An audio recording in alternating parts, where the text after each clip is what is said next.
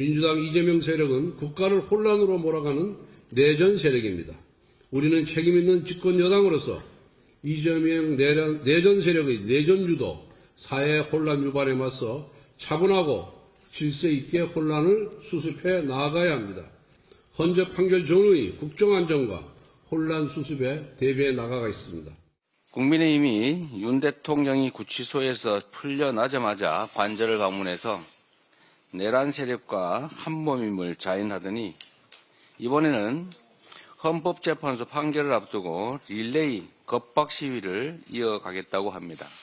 헌법을 수호해야 될 집권당이 헌법 파괴 중범죄자를 적극 옹호하고 또 동조하고 있습니다.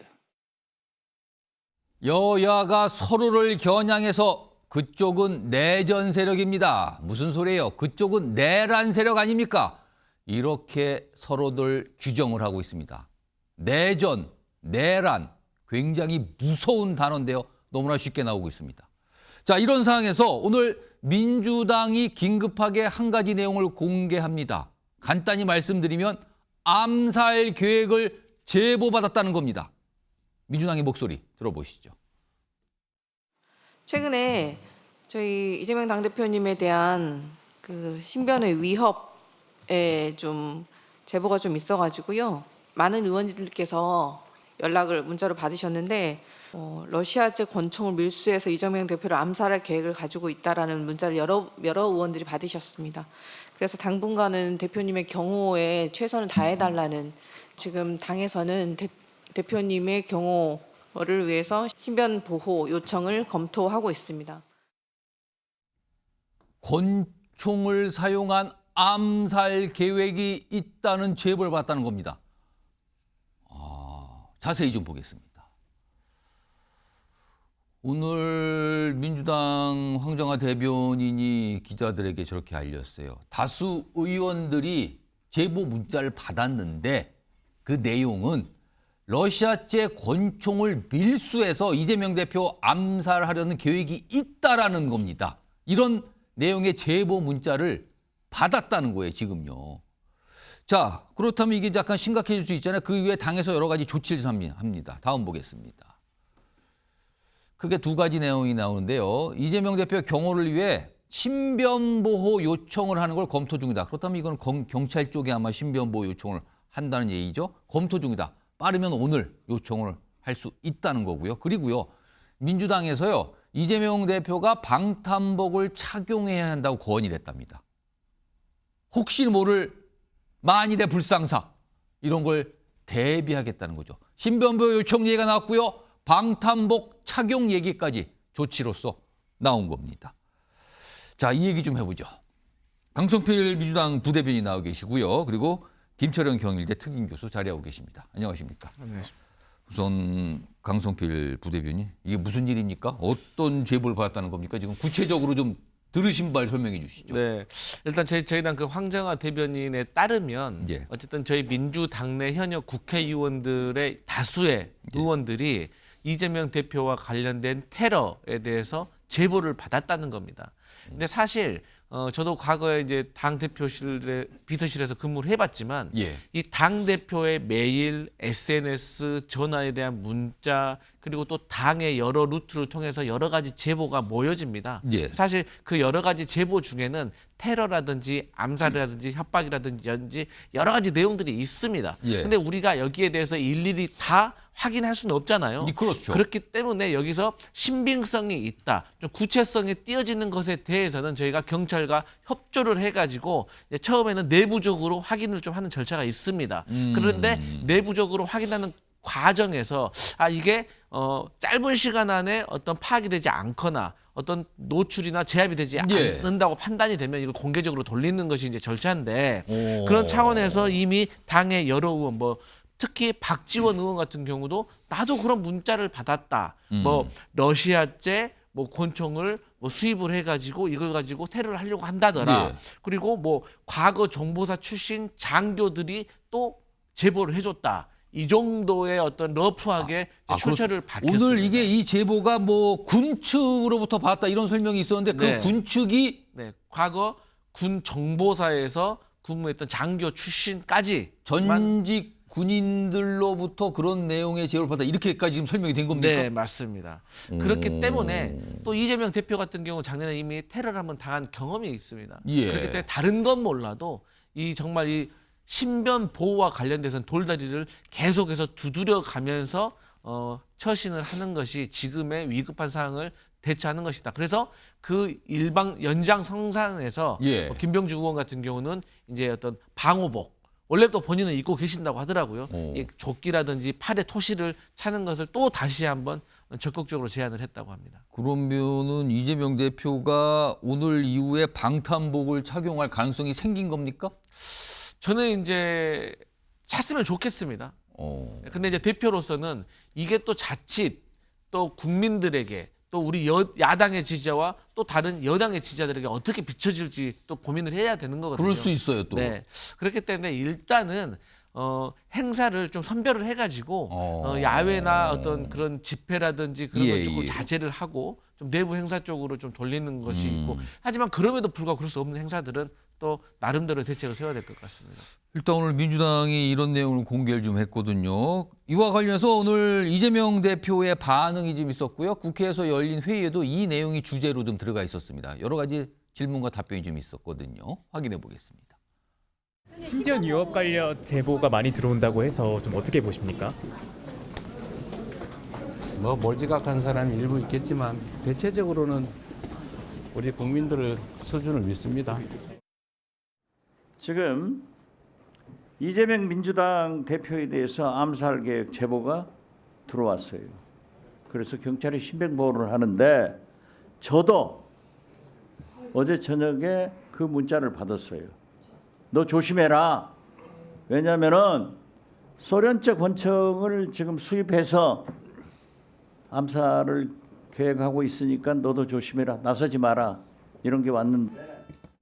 저희들이 그쪽에 뭐 온라인상 뭐 양쪽 대표님들한테 뭐 협박하고 이런 것들이 꽤 사건이 지금 많이 있습니다. 그래서 그거에 대해서 그 서울청 공공범죄 수사대나 본청 사이버 수사대 이런 데서 적극적으로 지금 수사에 지금 착수하고 있습니다. 철저히 수사하도록 하겠습니다. 김철영 교수님. 사실 민주당이 어떻게 보면 좀 민감하게 반응을 하고 있는데 사실은 지난해 1월에 부산에서 이 비습 사건이 있었기 때문에 더더군다나 그러는 것 같은데요.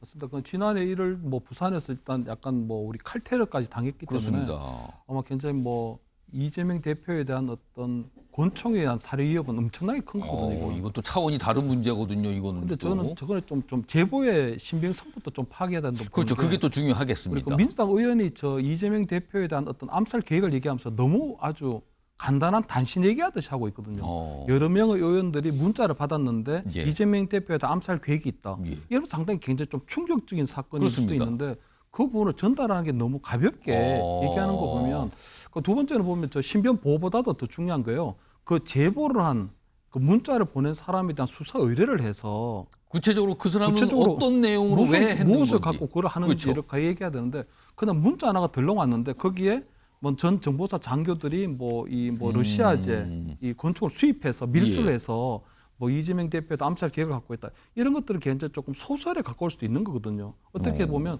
야당 대표에 대한 어떤 암살 위협이라고 하는 건 굉장히 국가적인 사건일 수도 있고 예. 또 이재명 대표에 대한 실질적인 어떤 테러 사건이 일어났기 때문에 이 부분에 있어서 민주당에서 대응하는 방식이 제보에 대한 신빙성을 파악하고 난 이후에 이 부분을 얘기를 해야 되는데 저 부분이 가짜 제보일 가능성도 있거든요, 당연히.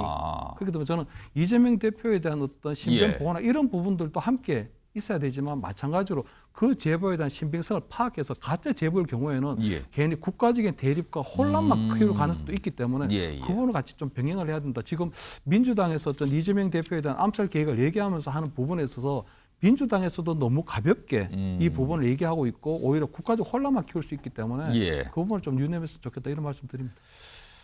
그리고요. 헌법재판관과 관련된 내용도 좀 왔어요. 경찰이 뭔가 첩보를 입수했다는 건데요. 그 내용도 좀 확인해 보겠습니다. 자, 이게요.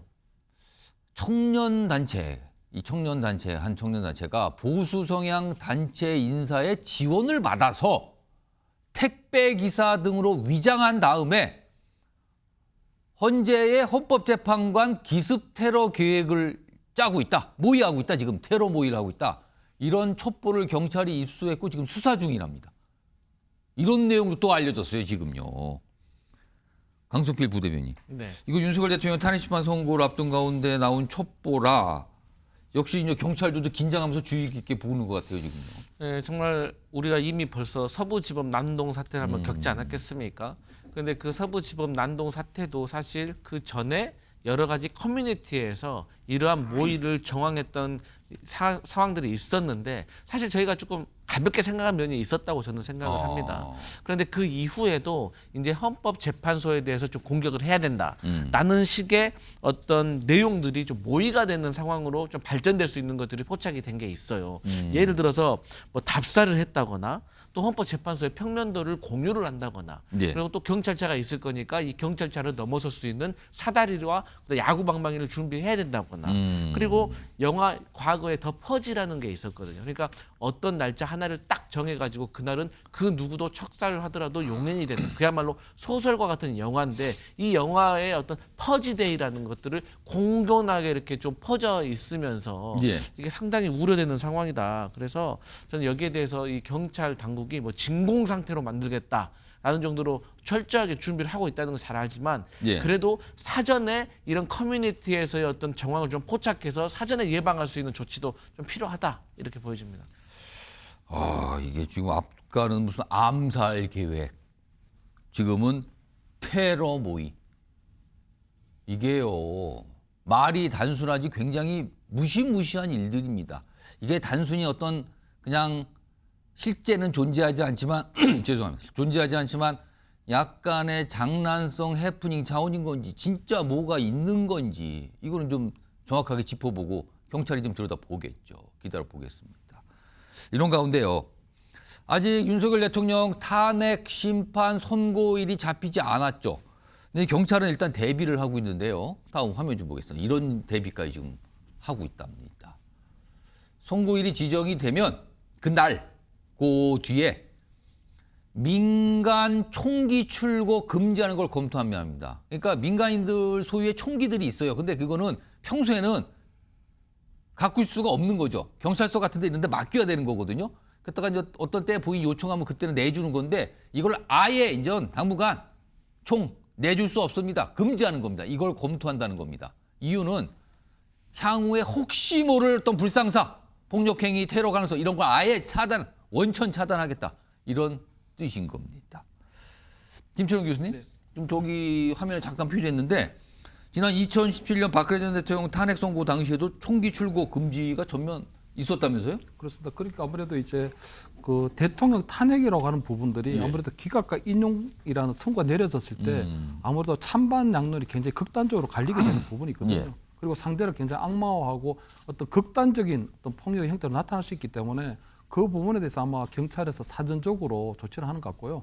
아마 우리나라 같은 경우에는 원칙적으로 미국과 달리 총기라는 것 자체를 휴대를 못하게, 소지를 못하게 돼 있거든요. 그렇죠, 우리는. 총기를 못 가지게 되는데 다만 멧돼지 사냥이라든가 어떤 새를 쫓는 용도로 아주 허가를 받았을 경우에만 그 총기를 휴대할 수가 이래서 있고요. 우리나라 뭐 통상 이제 엽사라고 부르는 그래서 분들. 엽사라고 하죠. 그래서 이제 멧돼지 쫓는 데 사용하거나 멧돼지 잡는 데 사용하는데 평소에도 그것을 집에 둘 수는 없습니다. 그러니까 경찰서에 항상 맡겨놓고 필요할 경우에 아마 허가를 받아서 사용하게 돼 있는데 아마 이번 경우에는 얼마 전에 뭐 서부지법에 어떤 그런 폭동 사건도 있었기 때문에 더욱더 이제 뭐 이 총기라고 하는 부분들에 대해서 엄격하게 규제하고 아마 이번에 반출 자체를 아예 그 이 선고일 전부터 아마 계속적으로 뭐 이 규제하는 뭐 내보내지 않는 금지하는 그런 방식을 아마 취하게 되지 않나 이렇게는 보입니다.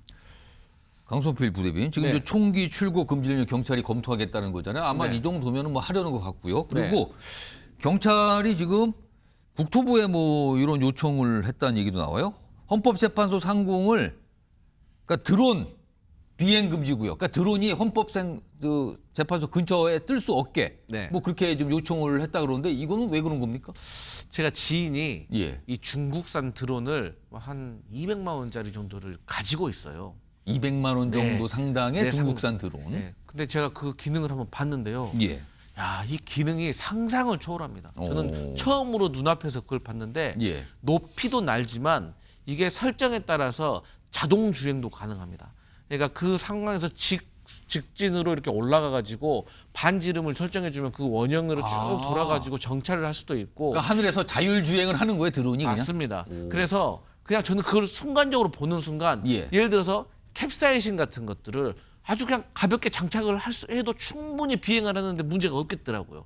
그럼 그것을 만약에 뿌려버린다. 예. 그러면 어떤 상황이 발생할지 모르잖아요. 캡사이신이면 그거 굉장히 막 눈이 따갑고 매부한 맞습니다. 그 화학물질 말하는 거예요? 그런데 그것보다도 조금만 더 가격을 올리면 더 좋은 성능이 있다고 하더라고요. 이게 오. 민간에서 이미 뭐 누구나 손쉽게 구할 수 있는 게 이 정도의 수준이라는 겁니다. 근데 우리가 우크라이나 전쟁을 봤듯이 북한 병사들 얼마나 그 드론 공격에 취약합니까? 그렇습니다. 그렇기 때문에 저는 민간에서도 충분히 나쁜 마음을 먹으면 이 지금의 민간에서 살 수 있는 이 드론의 수준만 가지고도 충분히 응용을 해서 예. 어떤 일이 벌어질지 모른다.